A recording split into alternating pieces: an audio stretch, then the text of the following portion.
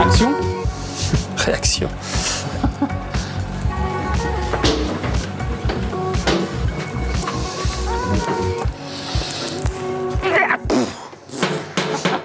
C'est bon. Je peux plus lever la patte.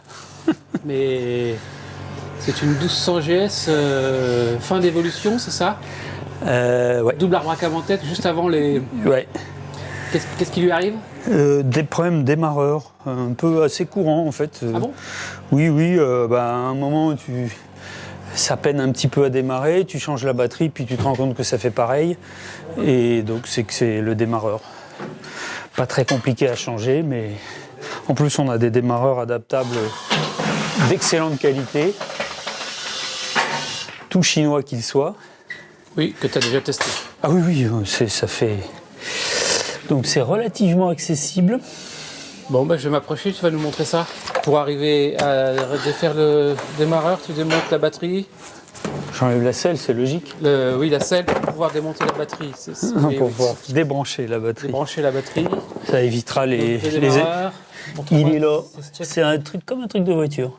Et donc c'est accessible pas comme sur les cas, quoi. C'est bien accessible, quoi. Oui, c'est à peu près accessible. Non, mais je veux dire, faut pas sortir le moteur, ni le pont, ni la boîte. Non. Normalement, il faut juste se brûler un petit peu sur la vis de derrière, mais qu'on doit pouvoir atteindre avec un minimum de... Et ça, tu dis que quelqu'un peut le faire. Je veux dire, un propriétaire d'une moto qui bricole un peu peut le faire lui-même. Ouais, je pense. Bon, et d'ailleurs, on va lui montrer comment on fait. Oui, mais à penser a posteriori. Ok. Les bons modèles, hein, c'est 1200 GS là. Oui, excellent. Excellent modèle. Dans l'ordre et la discipline, on commence par quoi? Il faut déconnecter la boîtier de commande de la valve du pot d'échappement. D'accord, parce que c'est un échappement à géométrie variable, c'est ça? C'est ça, exactement. On peut dire ça. Ah oui, c'est le trouvaille, ce truc.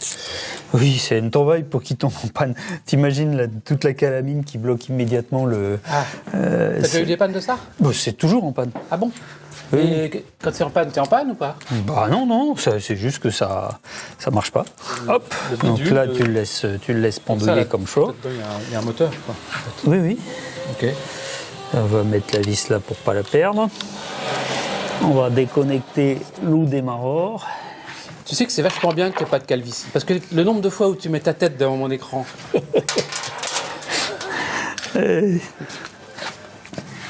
Donc là, je vais débrancher le gros fil plus, là. C'est pour ça que j'ai débranché la batterie avant, des fois que... Tu déconnectes. Là, ça, c'est le fil de commande, hein, comme sur tout démarreur. Un fil de commande, parce que... Oui, ok. Là. On enlève la bande plus. Alors, ça n'a pas l'air super accessible, mais ça sort. Sur un GS, ça va. Sur un RT, il faut déjà démonter un peu de plastique. Bien sûr. Voilà, le petit cache. Cache en plastoc. Voilà. Donc là, on voit déjà mieux. Là, on voit bien le démarreur. Alors là, il y a une vis tranquille. Et il y en a une autre qui est nettement moins tranquille, qui est ici. Il n'y a que 2 vis. Oui. Ok, il suffit d'avoir un outil, une sorte d'outil croisé avec un orvet ou un lézard. C'est ça, voilà, et des mains d'enfants. Mais comme on ne peut plus utiliser des enfants à l'atelier comme avant... C'est pour ça que les prix ont augmenté d'ailleurs. Bah oui. Il faut le dire aux gens, faut le signaler. Oui, puis les enfants, ça coûtait pas cher. C'est que l'inflation, c'est directement lié à ça. Donc, deuxième vis. Ah, t'as mis un cardan. J'ai mis la cardagne. Et c'est du torx. Oui. Empreinte torx, joint homocinétique, rallonge et cliquet. Joint homocinétique. Qu'est-ce que vous entendez par là? Par là, j'entends rien, mon pauvre monsieur. Par là, je n'entends pas grand-chose, comme disait Pierre Dac. Pierre Dac, qui se souvient? Alors heureusement, là, je l'ai desserré, je l'ai débloqué sans difficulté, parce que si j'avais dû le débloquer, il y a vraiment très peu de place pour celle-là. Okay. Et qu'est-ce qu'on disait? Oui, mon collègue, pour répondre à ta question, mon collègue me signalait que donc la valve se bloquer en position ouverte en général. Ok, donc ce qui est logique. Ça ne gêne pas le fonctionnement. Non, ça te met un code défaut éventuel, et puis tu le changes, et puis ça recommence. Et en fait, ça n'a pas d'incidence majeure sur le fonctionnement moteur. Ok. Et Alors, t'as retiré les deux vis. Non, il reste une non, vis. il en reste une. Je vais vite, mais quand même. Non, parce que. Alors là, je vais si pas je puis avoir me la. permettre, Oui. En fait, c'est Toi, un tu ne te client- permets rien du tout. C'est un client qui vient d'arriver là à l'instant. Oui. Et c'est un déballage. Non, c'était un rendez-vous, mais un rendez-vous sur place, comme on sait que c'est pas très compliqué à changer. Donc, tu as dit à ce monsieur, vous pouvez attendre. Voilà. On le fait dans la foulée. Voilà. Bon, c'est un de nos très bons clients. Oui. On lui a restauré une magnifique 80 GS. Ah oui, il n'a pas que des trucs modernes. Non, il y a. Hier. Et là, tu as retiré la deuxième vis, il sort. Voilà, il sort. Hop. Tire vers l'arrière. Ah, il faut enlever le. Oui, il n'y a pas besoin de disqueuse. Non, ni de marteau en principe. Attends, juste. Voilà. Hop.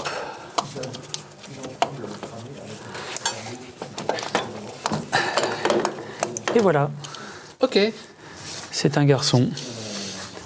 Alors mon collègue me signalait que les démarreurs adaptables, ils étaient souvent gris. Alors si c'est pas beau, on peut peut-être mettre une petite coup de peinture noire.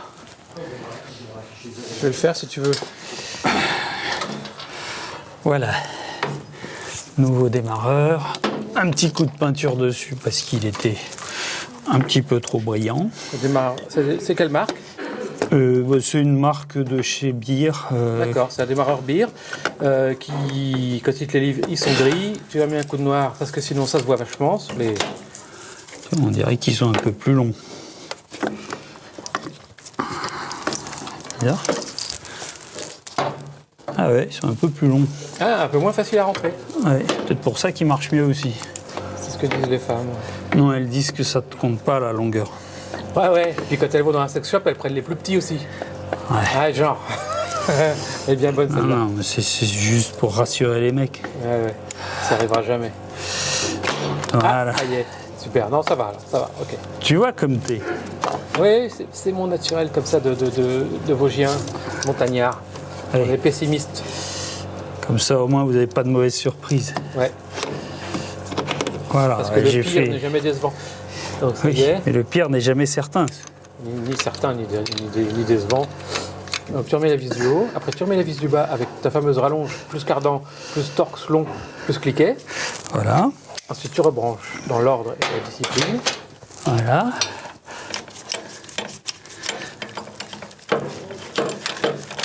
En plus, elle est vachement longue. Voilà. Alors, on va bloquer ça. Le truc, c'est qu'avec un cardan, tu peux pas serrer très fort. Tiens, tu voulais savoir quand est-ce qu'il fallait faire une distrib? Oui. T'entends le bruit? Ah oui. Tic, tic, tic, tic, comme ça. C'est une distrib de quoi ça? Distrib de flat, ça doit être Ok. un 1000, enfin. Ah ben ça augure une prochaine vidéo sympathique sur la distribution. Je sais pas s'il vient pour ça, mais en tout cas, il faudra qu'il la fasse. Non, on va pas le laisser repartir, tu rigoles. Je vous rendez pas compte. T'as rebranché? Non, Ouais. encore, tu mets d'abord le cache? Ouais. Ok. Parce qu'il est vissé avec le. Ah, je dis c'est que le branche pas. Ouais. Mais quelquefois, sur les adaptables, Le cache va pas bien. le cache il est trop court. Trop long, je veux dire. Et en fait. Ah oui, tu vois, ça, tu peux pas le remettre en fait sur les. Donc tu mets pas le cache en plastique. Bah non, ça, tant pis, je sais pas. C'est d'autant. Il y aura un petit côté techno sympathique. Personne ne va voir la différence. Non, faudrait vraiment avoir les yeux rivés dessus. Combien ça vaut un démarreur comme ça? Je sais pas, 200, 220, un truc comme ça. C'est beaucoup plus cher que le démarreur d'origine? C'est 2 fois moins cher. 2 fois moins cher? Ouais. Ah ouais. Bon, ok. Donc tant pis pour le petit cache en plastique noir. Oui, voilà. Il n'y a pas de. Et il marche mieux en plus. Et il marche mieux. Il est plus puissant, je crois. Ok. Voilà. Hop, bien serré. Bien serré derrière les oreilles. Tu rebranches, tu vas faire un petit essai? Bah, on va mettre un petit coup de démarreur quand même pour être sûr que ça fonctionne. On va voir si ça marche. On sait jamais, des fois qu'on tombe sur une mauvaise série. Oh, tout de suite. Ça marche parfaitement bien. Tout de suite, il y a la puissance. Non, tu sais que qu'est-ce qui me prouve qu'elle ne marchait pas avant? Tu nous as pas fait voir comment ça marchait pas. Bah, parce que je crois qu'on a commencé par la batterie, peut-être. Et qu'est-ce qui fait que ça marche pas? Ça fait rien, quoi. C'est que ça peine. Ça peine. Tu sens que le D'accord, truc... tu n'es pas en rade, quoi. Non, c'est juste qu'en 2 coups de démarreur, tu as vidé ta batterie, quoi. Ok. Hein? T'as dit 250 €, t'as dit? J'ai dit, bah maintenant que tu as été voir, c'est 250 l'adaptable et 500 le BM. Ah oui, t'as bronzé un peu, non? Ouais, c'est 500 ça le BM. privilège des vacances, c'est bien ça. Ok, bon, ça marche, tu remets la selle et puis il n'y a rien d'autre à dire. Hein. Bah non, hein. Combien d'est-ce qu'il mettre cette moto pour avoir le démarreur qui lâche? Bah après, ça dépend vraiment de trajet que tu fais. Si tu fais beaucoup de villes, bah, le démarreur, il lâche plus vite. C'est 60 000, 59 675. Ah, c'est pas énorme. Non, bah, t'imagines le nombre de coups de démarreur avec des grosses gamelles en 1200. Oui, non, mais si tu fais beaucoup de villes, tu démarres beaucoup plus souvent sur en borne, tu fais plus de démarrage que si tu vas en vacances dans le sud. Ok, allez, roule ma